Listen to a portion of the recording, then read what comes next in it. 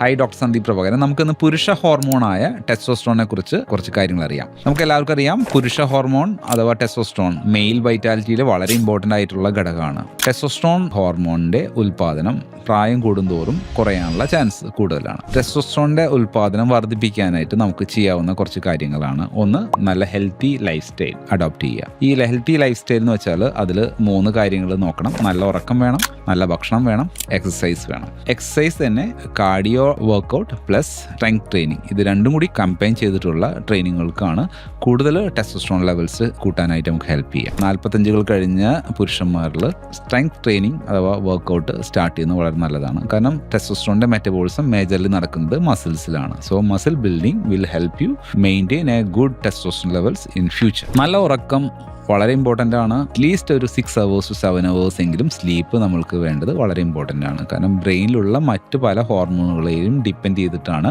ഈ ടെസ്റ്റോസ്റ്ററോണിന്റെ പ്രൊഡക്ഷൻ നടക്കുന്നത്. നല്ല ഉറക്കം ഉണ്ടെങ്കിൽ നമുക്ക് നല്ല ടെസ്റ്റോസ്റ്ററോൺ ലെവൽസ് ഉണ്ടാവാനുള്ള ചാൻസ് ഉണ്ട്. ഇൻടേക്കിനെ കുറിച്ച് പറയുകയാണെങ്കിൽ നമ്മൾ ഫാറ്റ് കട്ട് ചെയ്തിട്ടുള്ള ഒരു ഹെൽത്തി ഫുഡ് ഇൻടേക്കിനെ കുറിച്ച് ആലോചിക്കേണ്ട. കാരണം അത് ചെയ്താൽ കൂടുതൽ ടെസ്റ്റോസ്റ്ററോണിന്റെ അളവ് കുറയുകയാണ് ചാൻസ് ഉള്ളത്. കാരണം എന്ന് വെച്ചാൽ നല്ല ഹെൽത്തി ഫാറ്റ്സിൽ നിന്നാണ് ടെസ്റ്റോസ്റ്ററോൺ എന്നുള്ള ഹോർമോൺ പ്രൊഡക്ഷൻ നടക്കുന്നത്.